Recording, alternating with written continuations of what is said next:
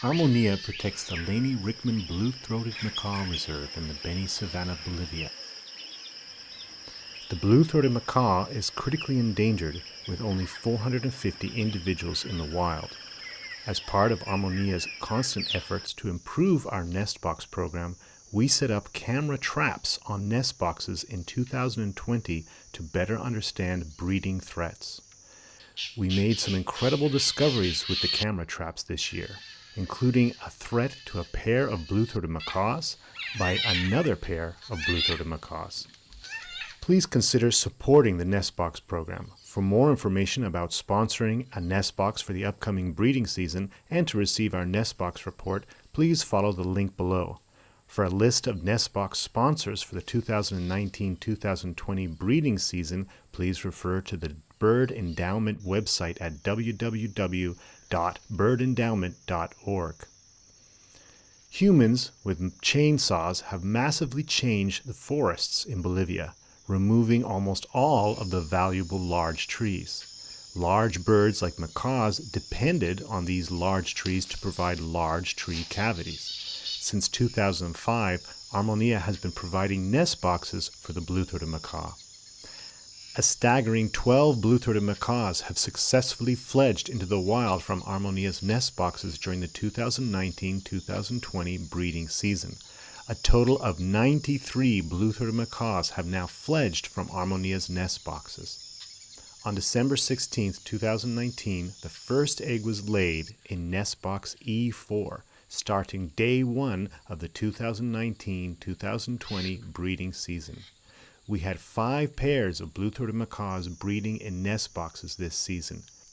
25 days after the first laid egg, Nestbox number 1, adopted by Katie Secor, had 2 eggs.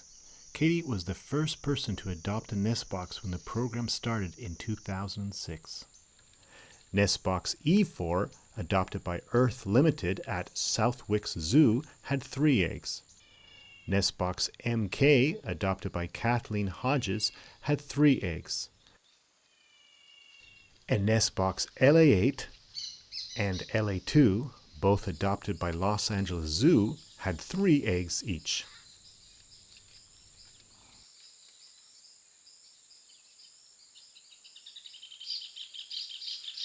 Around 30 days from laying of the first egg, the incubated eggs started to hatch. In most of the nest boxes, the chicks all hatched within a few hours of each other, well synchronized. But from Nestbox LA2 hatched one considerably smaller chick. At this point, the chicks can't even hold up their heads.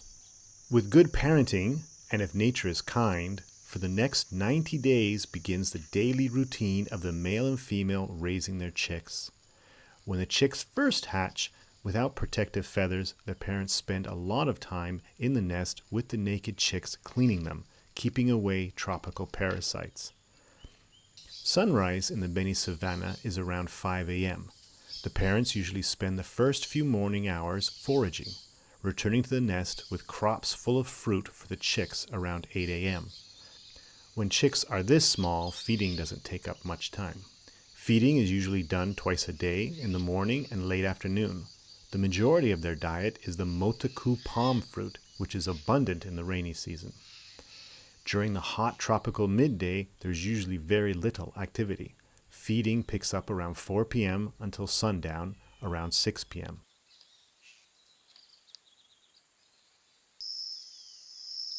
When the chicks are very small, one individual stays with them around the clock, including sleeping with the chicks in the nest box at night.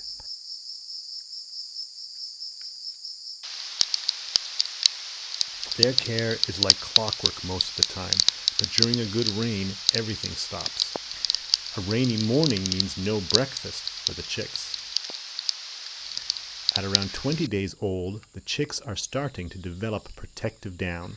All the chicks look healthy, except for one overly small chick in nest LA2.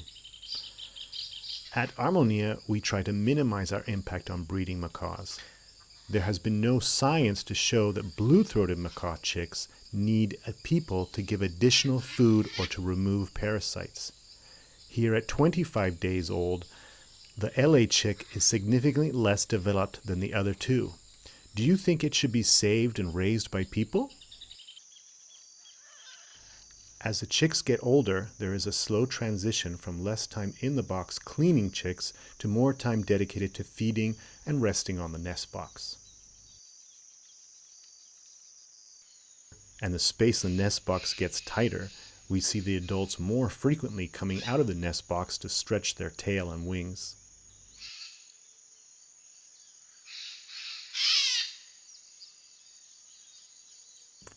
The chicks at 40 days old are all looking healthy, starting to grow in their feathers and becoming more active. Our smallest LA chick continues to grow and mature. At this point, the parents are dedicated feeding machines, traveling back and forth to the nest from 8 a.m. until midday bringing food. Very little time is spent cleaning the chicks, and as the chicks get older, they are left alone in the nest far more frequently. With larger chicks, the parents no longer sleep in the nest box, but arrive early in the morning to check on their chicks before they fly off to forage for breakfast. One odd incident was this barn owl during the day which stuck its head in the nest box hole, but we suspect it was not hunting, but actually looking for a place to escape a mobbing group of purplish jays that can be heard in the background.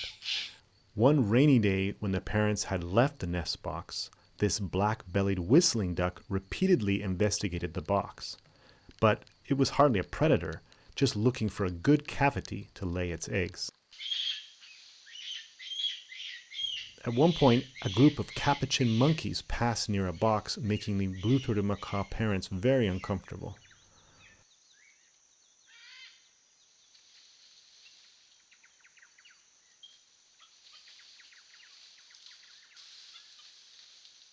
At 75 days old, all 12 chicks are getting very close to fledgling size when they can leave the nest box. Even the smallest LA chick has grown in feathers and caught up with the siblings. Clearly, food availability is not a problem for chick development, and the parents were capable of keeping the chick parasite-free. So human intervention is not necessary. The camera trap also caught 3 very strange events of fighting between pairs of blue-throated macaws. You can see how protective the parents are of their chicks by how quickly the pair checks on their chicks in the box after the squabble.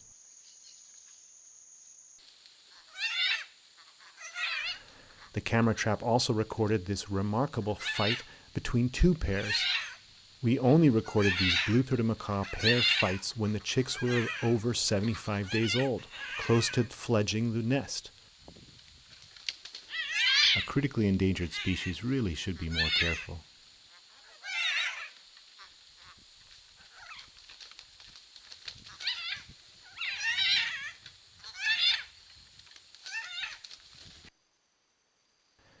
Parent behavior is changing now. With feathered large chicks more able to defend themselves, the parents clearly become more relaxed about raising their chicks.